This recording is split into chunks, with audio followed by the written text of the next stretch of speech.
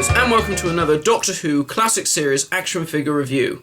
Today I am looking at the latest Underground Toys and Forbidden Planet International exclusive, the Three Doctors Collector's Set. So this is the first review for 2013, the Doctor Who's anniversary year, and this is likely to be the first of many classic sets coming out this year in celebration of Doctor Who's 50th anniversary. So, this is a fantastic set. It is brilliant. It is something that we've all been waiting for quite a while, since it's been announced in whenever that was, October perhaps. You know, we've got Joe Grant, a fan favourite, and of course we've got Brigadier Alistair Gordon Lethbridge Stewart, which is a figure everyone has been waiting for a very, very long time. And, you know, this set makes my inner child squeal with delight, because this is everything I would have wanted when I was a kid. So, let's take a look at the first figure, which I'm going to start off with the Brigadier. And then I'll work my way through Joe, then to the Gell Guard. So, here we have the Brigadier, as portrayed by the late Nicholas Courtney. So as you can see, the likeness is pretty good, you know, it's not a dead ringer for Nick Courtney, but I think there's something within the sculpt that captures the essence of the character, but it's very good, you know. I think at certain angles you can look at it, and yeah, it really does, it does have elements of Nick Courtney to it, so I think the face sculpt is really rather good. The moustache is also slightly wonky, so that's rather accurate to the programme as well, like his fake moustache in the show. If we take a look at the costume, the details on this are really, really nice, and the paint applications are really good too. Very little cases of any paint bleed and things. So if we look at all the nice details on that, on the buttons, on like the buckles and the straps, all the holes, really, really great stuff. You can see he's got the holster there. Really, really nice, and like I said, very little paint bleed or anything like that, which is really good too. You can see he's got more buttons and different bits and pieces on the back there, on the top there, sorry, and then around the back. If we can get this back into focus, you can see even on here, little hooks and things hanging off his belt. So that's really, really cool. The attention to detail there is really, really nice.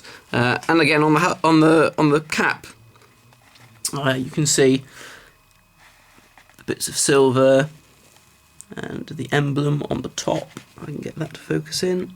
You see? So it is really, really nice. The detail on this is fantastic, I have to say.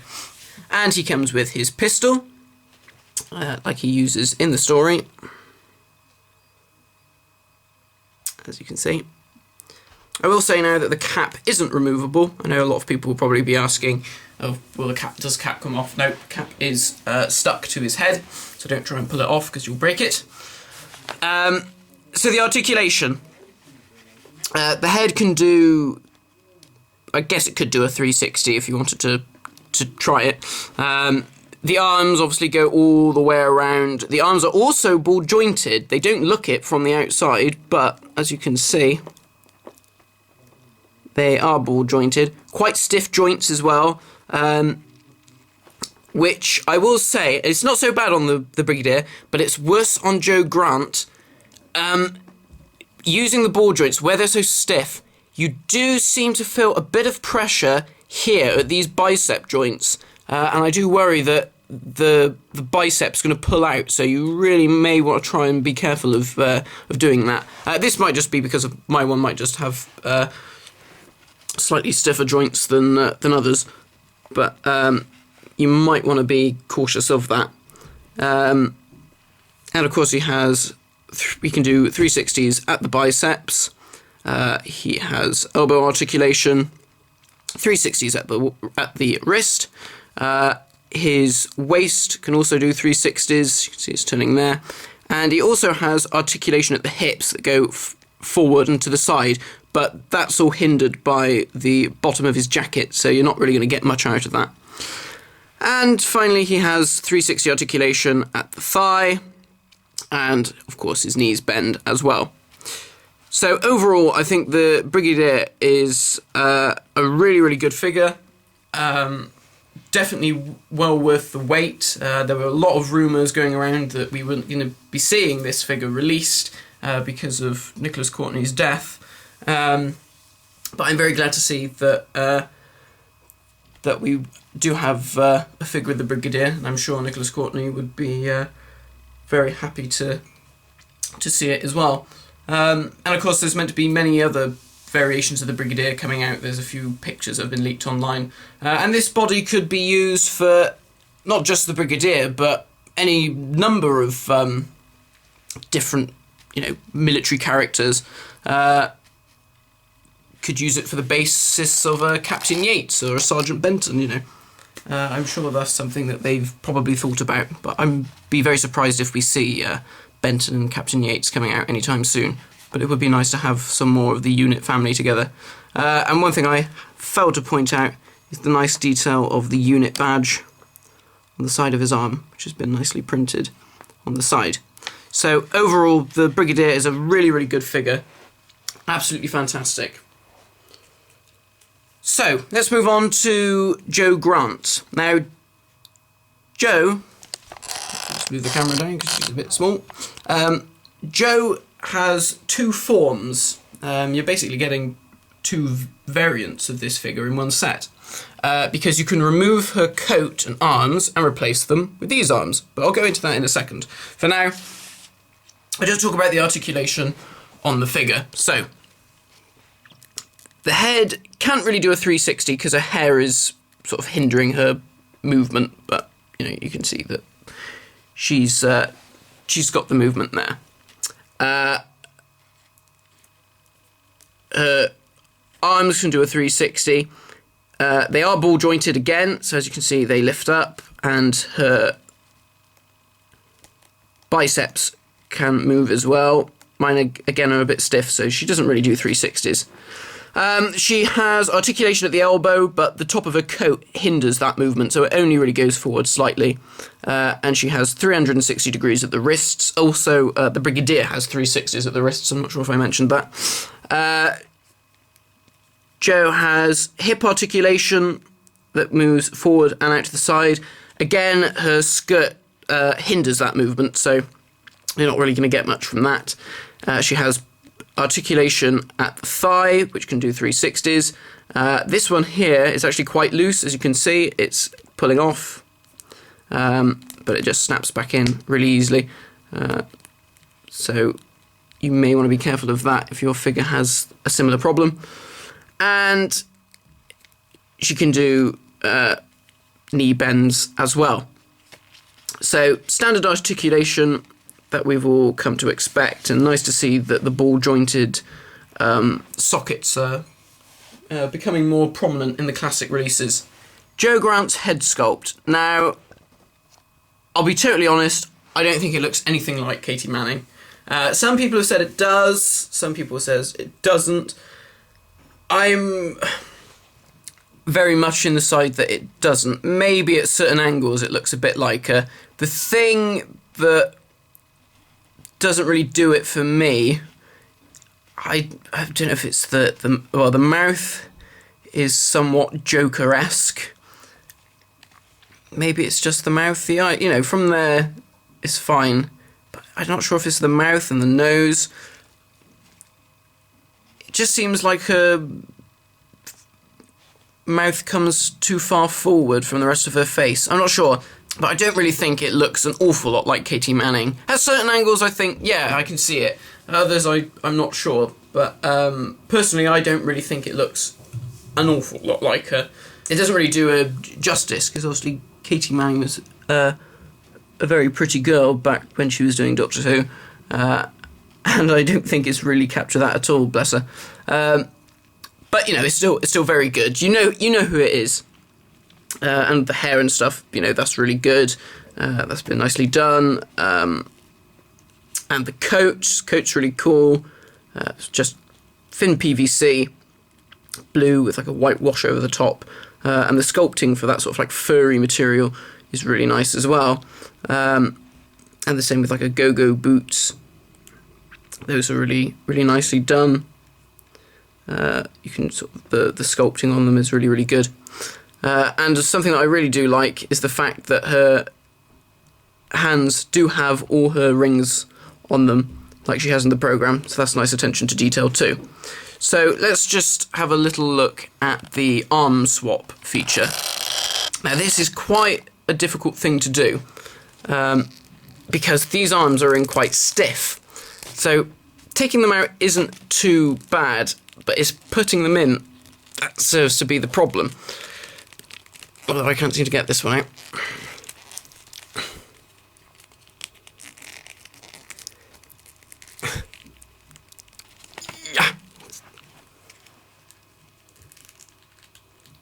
Oh dear. Right, got it off. So if we take the other arms, oh wait, pull the coat off. So as you can see, light rubber just comes off easily. And then we have her coatless sleeves. Let me try and put those in. Oh dear. Go. There we go. Clicked in. And then we have her without her coat on. So I really like this feature. I think it's great that they've done this because, you know, technically they could have saved this as another release if they were being crafty. But no, I think it's nice that they've done this. And I think I actually prefer her without the coat on, just because it gives her more manoeuvrability and you can put her in better poses, I think. So the articulation is all the same, but obviously this time the elbows are much freer to move, and without the coat on, her head moves even better. So this is really nice. So it gives you a lot more options of display, and you know, if you're doing like a action figure animation, you can have interior scenes when she's not wearing a coat or whatever. So that's really, really cool. One thing I will say about this arm swap feature, although it's nice, be very, very careful when you're removing the arms, especially these ones, because these arms are a lot thinner than the coat arms. And yesterday when I first got this, when I was trying to pull the arms off, I was very cautious of this arm, as you can see, starting to pull away. So if you're going to try and pull them off, and I mean when I was trying to get it off, I caused, sadly, a bit of paint rub on the top of her shoulder, as you can see right there. So you may want to be very careful of that. My only suggestion to get it off is if you want to pull these arms off, really pinch around the socket here. Try not to put any pressure on this bit because you're just going to pull the arm away from the ball joint. So you try and get that. I mean, look, even now I've caused a bit of looseness there. So you need to be really careful. I mean, you may even want to use the boil and pop method and boil some water and try and do it that way, or maybe use a hairdryer and pull it out that way. But again, you still might end up removing this part of the arm, which obviously you don't want to do. I mean, I think if it did come off, you might be able to get it back on quite easily, but you don't really want to risk it. See, that side came off quite easily. I mean, the only other thing I'm thinking of possibly doing is maybe filing down a bit of the joint here, just so it goes in smoother. But obviously you don't want to do it so much that the arm doesn't stay in. And so the coat just slide that up under her hair, over her shoulders, and then you can attach the other arms back on, like so. He says, although he can't seem to click them back in.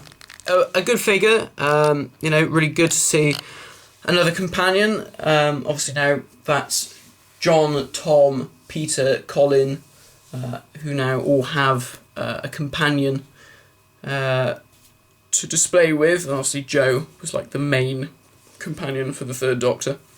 So it's really nice to see her.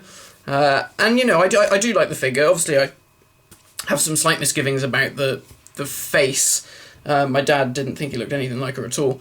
But overall, no, I think it's a good figure. Really nice addition to the line. And I look forward... Oh, she's just gone. And I really look forward to seeing the other variations of Jo that are meant to be coming out. So, yeah, a really good figure. Really like it. And then last but not least, the Gell Guard. A few people have said how much they hate this figure. I don't know why. I think it's great. You know, it's not much, but it's, you know, it's another monster to add to the shelf. You know, it's basically, you know, you pay £26 for 2 figures. You're paying £26 for 3 figures in this set, so you're basically getting this one for free almost. It is rotocast, as you can see. Hollow, finger can go through the gap. So it is just one hollow piece, with this being the only separate piece, the ball jointed claw, which I'll just show in a bit more detail in a minute. Oh, and this piece is also a separate piece that's been stuck on to give that sort of glassy eye effect, and I think that looks really cool too. You may not be able to see it so well on camera, but the iris and the pupil is separate from this bit of plastic perspex that's stuck over the top, so it looks like the actual costumes, because the costumes, that was where the actor would look out of. If I just show you the claw, you don't get an awful lot of manoeuvrability. It can sort of turns from side to side slightly, but it's really just the up and down movement that you're getting, which is fair enough. I mean, that's all they really did in the programme. They weren't one for moving around much. And the paint application is really nice. They've just given it like a green wash over the top to highlight some of the bubbles and things. And I've seen people put lights in the bottom here to give them a glowing effect, so it makes that transparency all the more evident. I do think it's one of those figures that you see it on camera. I mean, I'm looking at it on my camera now, and it doesn't look awfully good, but actually in the flesh it is a fun figure, and it's just nice to have an extra monster up on the shelf, and something that's quite different, because, you know, it isn't humanoid in any way. It is just a strange blob-like creature. So, you know, I think you should give it a chance, and I think, you know, even if you're not keen on the figure, you're really definitely going to want to get this set for Jo, and of course for the Brigadier, who are 2 really, really nice figures. And like I said, with the Jo Grant, obviously you've got the ability to swap her arms over, so it's almost like you're getting 2 versions of Jo for the price of 1. I definitely would give this set a 10 out of 10. It is really, really good. This is probably one of the best classic series sets that we've had in a long, long time. You know, obviously I did like the Sutex set, but, you know, things like the Cast Revolver set with the 5th Doctor and the Pillar Master's TARDIS, you know, that wasn't so great. And, you know, we do have the odd set which is mainly just sort of re-releases or repaints or, you know, things like that. But this is a really, really great set. These are 3 brand new figures, never seen before. So I really, really recommend trying to pick this up. I think it's £26. It's only available at Forbidden Planet International stores, so you can only buy it from Forbidden Planet International, which is the forbiddenplanet.co.uk site, not the .com site.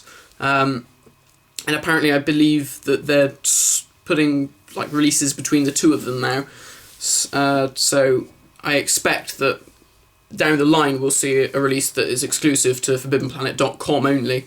So, thanks for watching this review, guys. My next review is no idea. We haven't been told what the next figures are going to be. I'm sure we'll find out fairly soon, though, now that this one is out.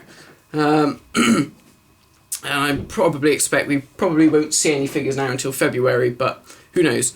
So, thanks for watching this review, guys, and I shall see you in my next review.